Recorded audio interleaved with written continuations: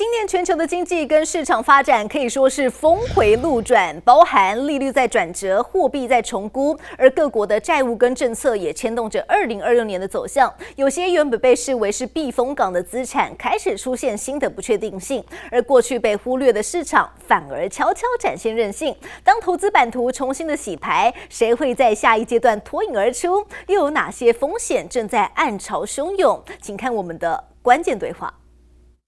关键时刻掌握关键对话。大家好，我是思翰。你有听说过美国例外论吗？简单来说，它的核心理念就是美国的市场经济，乃至于美股、美元、美债这一些美国资产，由于它独特的优势，还有所谓的韧性，可以让它的表现长期来说比世界上其他地方的资产来得更加稳定。但是这样的一个说法呢，却在今年的上半年备受挑战。背后的原因包括川普用对等关税所掀起的贸易战，还有他不断的抨击联准会，导致联准会的独立性受到质疑，以及政府巨额预算所导致的赤字不断膨胀当中，这让好多的机构都喊出了要卖出一切美国资产 ，Sell America 这样子的一个警告啊。但是时间又来到了下半年，好像跟大家想的又不太一样了。随着通膨还有财政压力的减缓，联准会也进入了降息循环。本来以为大家会疯狂抛售的美债，竟然价格又跟着水涨船高了。究竟这个涨势能不能够持续，而美元又有没有被高估了呢？要回答这样的问题，我们是邀请到了富兰克林坦博顿全球宏观投资团队的投资长麦克哈森泰博。他和他的团队呢所管理的资产有高达169亿美元哦，合台币超过了5200亿元，而且呢，其中由国人所持有的部位大概就占了660亿台币左右。由他来告诉大家，全球的债市汇市还有哪一些不能错过的投资机会点。Hello, Michael. Would you like to say hello to our audience? It's wonderful to be back in Taiwan and Dajiahao, and look forward to speaking with you. Okay, first of all, back in April, it really felt like everyone was talking about Sell America. Both stocks and bonds were under pressure, but since then, the 10-year Treasury has bounced about 6% from its lows. So in your view, what helps U.S. Treasuries win back investors' confidence as the world's most trusted sovereign debt?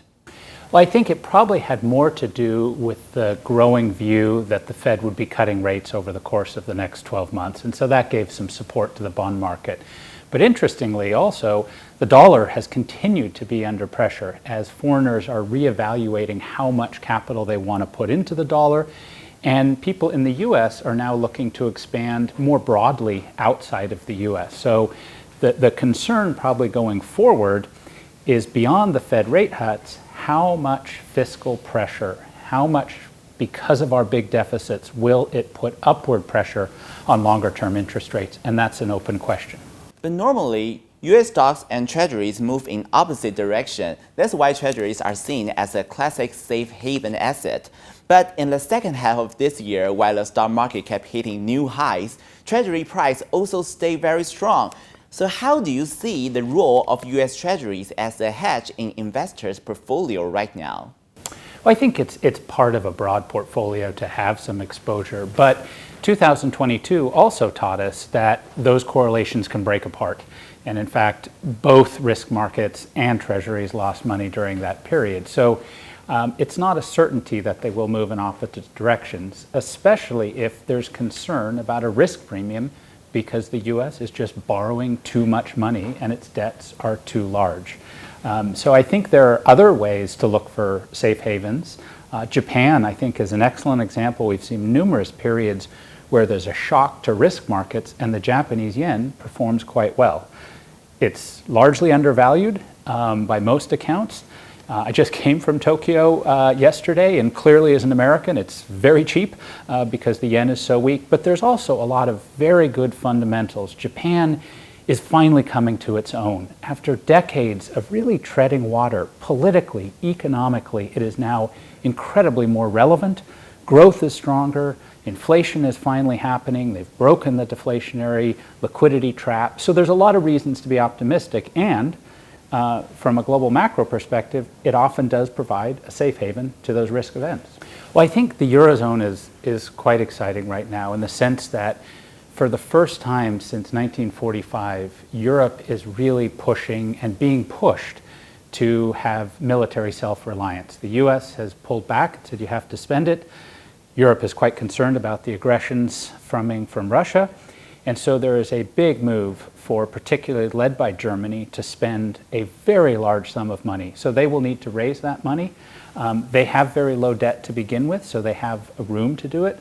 Some of the other countries, like France, does have some spending issues. So it's a mixed bag. But I think the big change that is happening is Europe is going to rearm itself and build a defense industry. And that is going to require some of the capital they used to send abroad to be reinvested at home. And that's a big change. Compared to the slower growth in major developing economies, could emerging markets actually offer a more positive outlook, especially under Trump's renewed tariff policy? What kind of emerging economies do you think have stronger growth potential? I think you raise a good point, and we're big believers in emerging markets right now. And think about the last 5 years, the number of challenges thrown at the emerging markets and how well they've overcome those. First was COVID, huge growth shock. No major sovereign defaults, there were a few. No major corporate defaults, they got through that. Then the Fed took rates from 0 to 5% in a very short order. Again, no major funding problems. Then in the beginning of the year, all this tariff noise thrown at emerging markets, and they've sailed through it pretty unscathed. So I think the resilience is due to good macroeconomic management. They've been able to pivot their trading regimes, sometimes pivoting to China, sometimes pivoting to Europe, navigating the uncertainty with the US, and I think all have done quite well. Malaysia has developed an electronics infrastructure for decades. They're developing a new free trade zone bordering Singapore, a very pro-market sort of regime. So they will fit very well in the need for companies to invest in supply chains with secure alliances. India as well. I mean, India has done a great job of broadening and deepening their growth into the service sector exports. It's been quite impressive. They've decreased their vulnerability to oil price shocks because they've grown service sector exports. And they're an important strategic partner for the US and for Europe. So I think India and Malaysia are two good examples of, while on the headline we see a lot of uncertainty, there are opportunities for countries to pivot and find their niche in that new supply chain. Speaking of emerging markets, currency positioning is also an important part of the story. Emerging market bonds are usually divided into local currency and hard currency instruments. Do you think the US dollar is currently overvalued? And if so, what conditions will make you add more exposure to local currency bonds?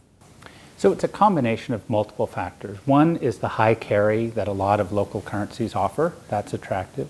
Two would be generally the tailwind of a weaker dollar. We think the US current account deficits, fiscal deficits are so large, and we have required so much foreign capital to plug those deficits and fund those deficits that it's unlikely we can continue to attract that magnitude of capital. In fact, the net investment position of the US is now negative 90% of GDP, which means foreigners, their ownership of US assets is equal to 90% of GDP more than we own of foreign assets. So that is a huge inflow that has propped up the value of the dollar, and we don't see that persisting. The Trump administration has pretty explicitly stated they think the dollar should be weaker to help adjust our trade deficit. So that is a stated objective. Now, that doesn't mean the dollar loses its reserve status. I think the dollar maintains its status as a reserve currency, but that being a reserve currency doesn't mean you can't have fluctuations in value. Okay, overall, many Taiwanese investors still tend to prefer US Treasuries or US dollar-denominated assets. To wrap up our conversation today, as we look ahead to 2026, how would you suggest investors adjust the asset allocation? I think quite simply it's diversification. There are some great investment opportunities in the US.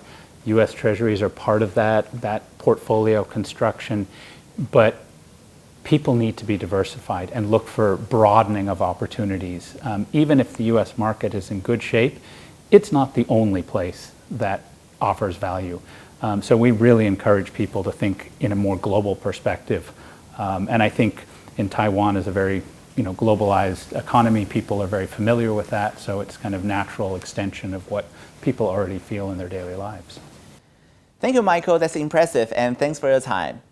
虽然说全球的经济前景还是笼罩在不确定性当中，但是刚才专家也提到了，整体来讲，美元有一点被高估，中期还是有贬值的空间。而在新兴市场方面呢，特别是那一些有能力去因应变化的国家，他们还是给予正向评价的哦。所以说，只有在多元灵活的布局之中，才可以更加有效的掌握全球债市汇市的投资机会。以上就是今天的关键对话，我是思翰。我们下次见。财经新闻不漏接，赶快下载非凡新闻 APP，